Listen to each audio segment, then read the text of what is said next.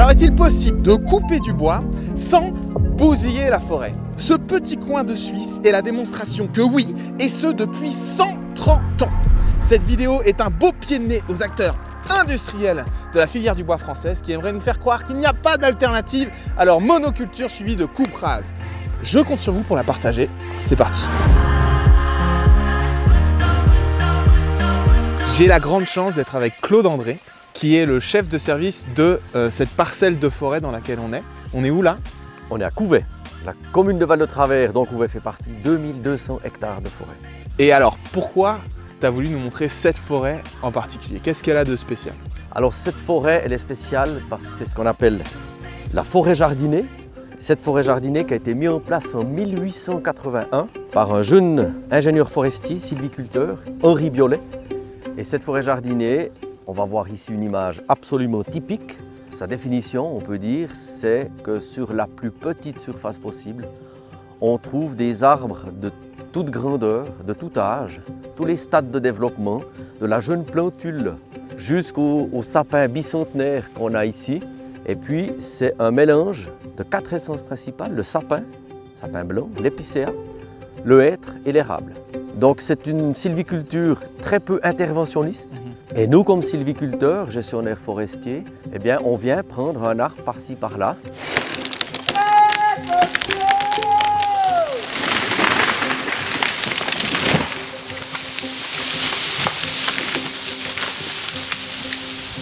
Et une fois qu'on a extrait ce bois, la forêt garde la même structure, elle ne change pas. Mais par contre, elle produit un très grand volume de bois. Ici, une futaie jardinée. Et là, on est dans une forêt régulière.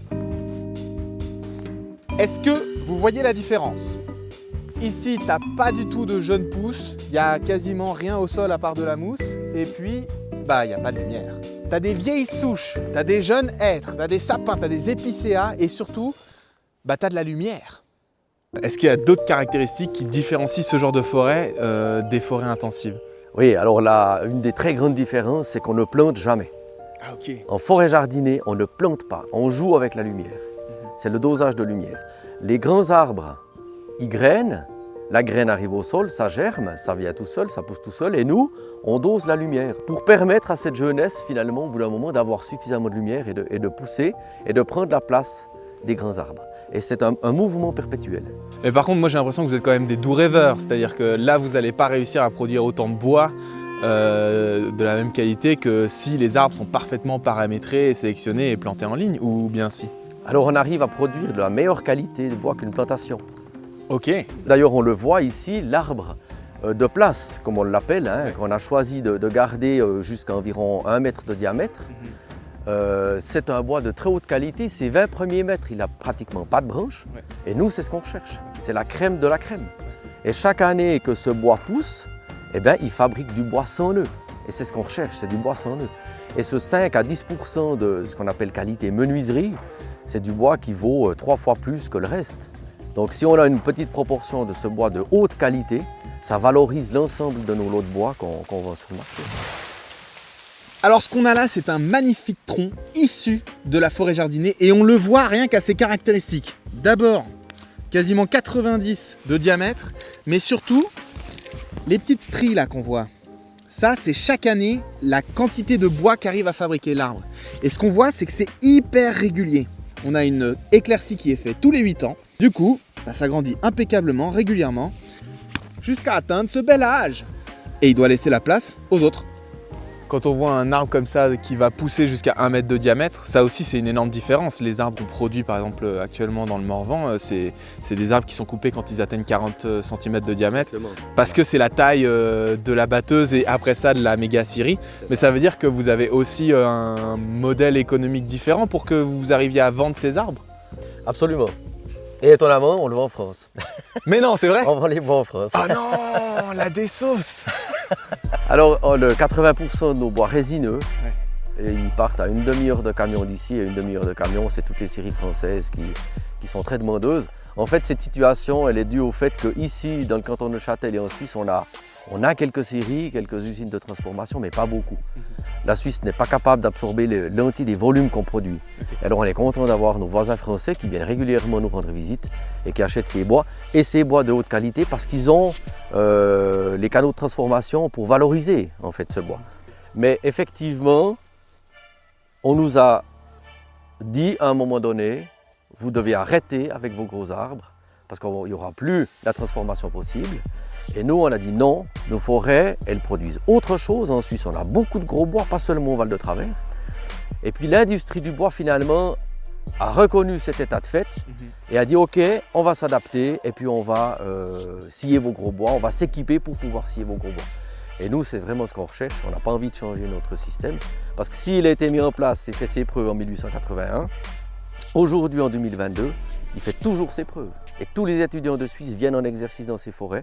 Puis on leur montre les avantages de ce système qui n'y a pas photo, quoi. C'est le must.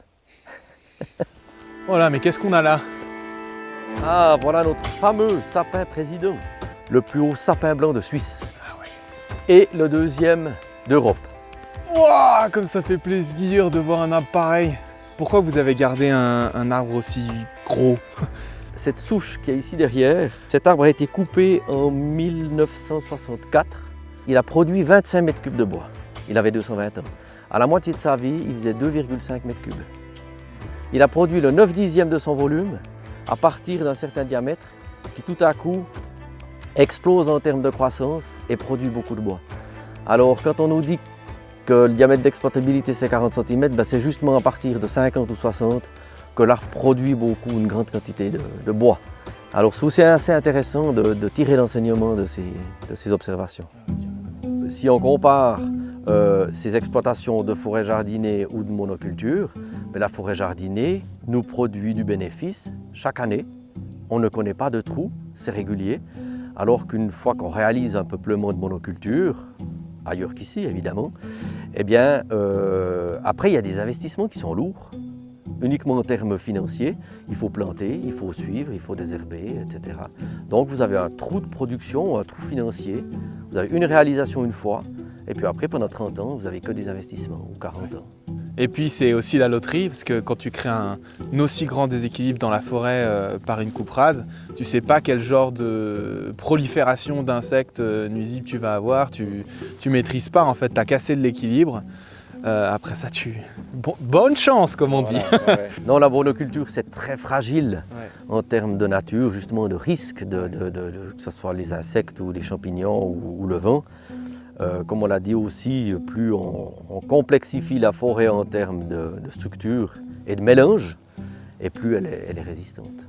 Il y a un truc qui est en train de se passer en France, et particulièrement autour du plan de relance, c'est l'idée d'intervenir au nom du changement climatique dans les forêts en coupant en prévention des forêts de feuillus pour planter des espèces qui supposément résisteront mieux au changement climatique. À toutes les transformations sur un écosystème, je pense que c'est pas pertinent parce qu'il y a beaucoup de risques. On ne sait pas vraiment quels seront les aléas de ces changements climatiques, comment ils vont s'affirmer, avec quel délai.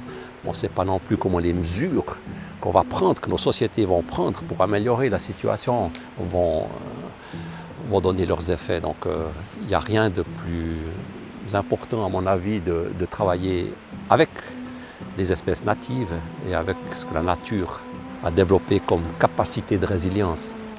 Là on est dans un exemple de ça? Oui, pour moi c'est un bel exemple. On a eu ici une tempête locale il y a 15 ans. On a récolté les bois qui étaient tombés et puis depuis on a laissé la créativité à la nature. On n'a pas investi un centime pour replanter, pour protéger, pour éduquer, dégager. Puis 15 ans après, on se rend compte qu'on a tout ce qu'il faut pour faire une forêt mélangée, une forêt irrégulière. Donc ce sera une forêt adaptée à ce contexte.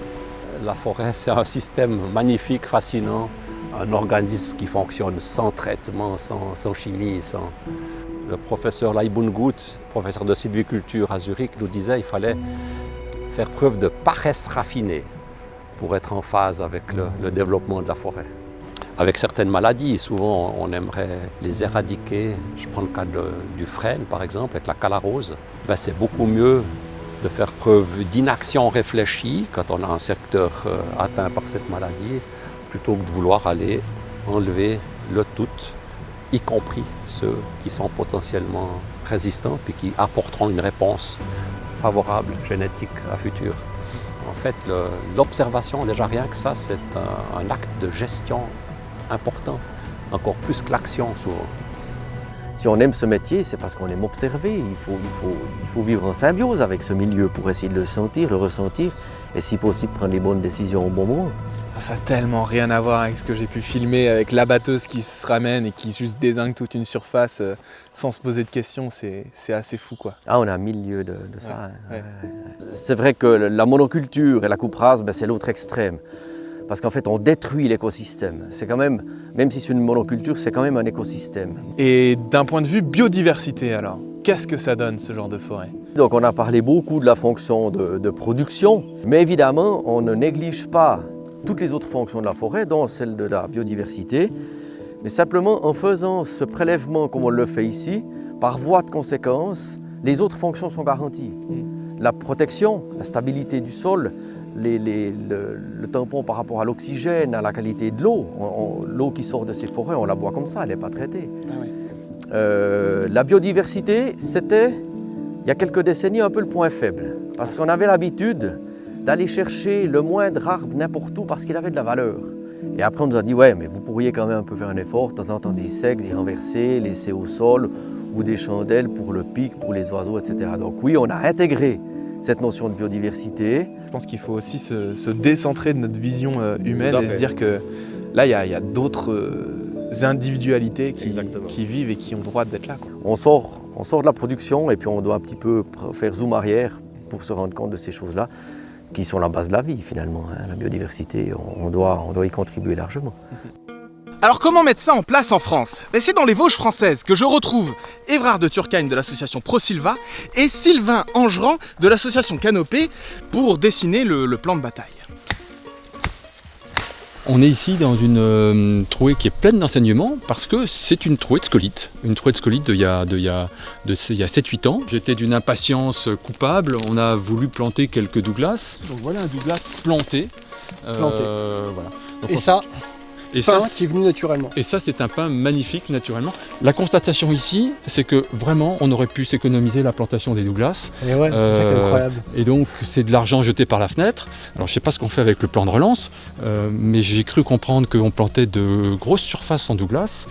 J'aimerais qu'on prenne enseignement de ce qui peut se passer quand on laisse un petit peu la nature faire. Pas sûr que les Douglas les plantations de Douglas aient été plantées à bon escient. Vraiment le cœur de notre métier et le cœur du pilotage de la forêt, ça se passe ici, au milieu des arbres. Là, il y a un petit pin qui embête un petit peu le bouleau. En plus, il est au sud de Bouleau, donc je vais le travailler. Alors, regardez ce qui va se passer. Hop, Voilà. d'un seul coup, je lui dégage. Donc le boulot, il est là, il va prendre le relais. Voilà. C'est un tout petit travail, c'est du travail d'artiste, mais c'est d'abord un problème, une question d'observation, de voir comment tout ça fonctionne. Ça coûte pas très cher, ça coûte l'observation. Moins cher qu'une abatteuse en tout cas. Moins cher qu'une abatteuse. Il y a un truc que je comprends pas, c'est que depuis le début que je fais des vidéos sur la forêt, je tombe toujours sur le fait que mélanger, étager, diversifier, c'est plus beau, c'est aussi rentable, voire plus rentable, c'est le meilleur. Et pourtant, c'est pas ce qu'on fait principalement en France. Qu'est-ce qui fait que c'est pas ce qu'on fait partout en fait, alors que ça a l'air tellement mieux? C'est une question qui est difficile à répondre, que je ne comprends pas, j'ai pas la réponse. En tout cas, moi je préfère travailler ici dans la demi-ombre avec les arbres plutôt que sur une grosse coupe en plein soleil, en plein cagnard, dans la ronce. Simplement pour savoir ce qu'il faut faire, il faut que je sois ici. Hein. Mais oui, c'est je ça. peux pas être dans mon bureau, je peux pas être Devant ton ordinateur. devant mon ordinateur, à manipuler mon tableur tableau Excel. On y arrive. Le fameux tableau Excel. Nous, ce qu'on a observé, c'est qu'en fait, en travaillant sur ces fameux plans de relance, en fait, on a discuté avec plein de forestiers et on a rencontré plein de gens qui, comme toi, se disent mais en fait, ce que je fais, ça rentre pas dans un tableau Excel. Je pouvais pas décider 3 ans à l'avance qu'effectivement, je viendrais un jour couper ce pin qui gênait ce boulot. Et de l'autre côté, bah, t'en as qui font tout pour faire rentrer ça dans un tableau Excel. C'est facile. Tu rases. Tu vas dire que tu vas replanter et ça c'est bon, ça rentre bien, c'est facile, tu as les subventions. Et c'est ça en fait qui est en train de se jouer quoi. C'est que les subventions sont en train presque de pervertir le système, d'amener dans une direction qui n'est même pas la direction naturelle, c'est ce que tu dis. C'est dommage, le plan de relance a loupé le coche, au moins dans sa première version, parce que c'était très caricatural, c'était très rigide, alors que la forêt a besoin de souplesse. On a besoin de souplesse, on a besoin d'un petit peu de temps, on a besoin de se donner la capacité d'observer, et sans doute que si on se donne un tout petit peu le temps, les quelques fonds, on est capable de les utiliser à bien meilleur escient. Vous le savez très bien, là où va l'argent, c'est ce qui définit beaucoup l'avenir. Et actuellement, du coup, le plan de relance, il va plutôt soutenir ce genre de forêt-là, c'est ça? Exactement. En fait, avec ce qui s'est passé autour du Covid, on a mis beaucoup d'argent sur la table, 150 millions d'euros pour la forêt et le bois. Et nous, ce qu'on a révélé avec nos enquêtes, c'est que cet argent, il a servi massivement à faire des monocultures. Ça, justement, c'est des choses qu'on a fait il y a quelques années. Et on est en train de refaire les mêmes bêtises parce qu'on voit que ces arbres en monoculture, bah, ils meurent. Là, ce qui se joue maintenant, c'est la suite du plan de relance. C'est plus 150 millions d'euros, c'est 500 à 600 millions d'euros qui vont être discutés là à l'automne à l'Assemblée nationale. Et il faut qu'on en parle, il faut qu'on fasse du bruit pour dire qu'effectivement, bah ça, ce type de monoculture, ça n'est pas de la forêt. Et qu'au contraire, on sait très bien comment gérer une forêt diversifiée. Et il faut que cet argent, en fait, il aille au bon endroit. Et c'est bien pour ça qu'on fait cette vidéo, mais aussi plusieurs autres qui sont à venir sur la chaîne pour simplement vous permettre de comprendre ce qui se joue autour des forêts et de pouvoir remporter le rapport de force, faire que l'avenir de la forêt, ce soit des forêts vivantes. Donc on va vous proposer plein de trucs, on va vous proposer des pétitions. Les pétitions vont vous permettre ensuite d'aller interpeller vos députés, de participer à des actions, s'il faut devant l'Assemblée nationale ou là où se passent ces chantiers forestiers. Et ensemble, on va faire du bruit, on va créer ce débat-là qu'il faut avoir pour qu'il résonne jusque dans l'enceinte de l'Assemblée nationale et faire changer les lois. Voilà, c'est tout simplement ça qu'on vous propose. Donc vous l'avez compris, ça se joue maintenant et c'est pour ça qu'on fait cette vidéo. On est tous les deux en partenariat pour la faire. Et il faut que vous la partagiez de manière à ce que cette bataille des idées qui se joue, parce que c'est vraiment ça, c'est quelle est la vision de la forêt qui va remporter la bataille, elle peut se faire à coup de vidéos, à coup d'arguments, il y en a plein dans cette vidéo, donc vraiment partagez-la, abonnez-vous pour ne rien louper. Ciao. Ciao.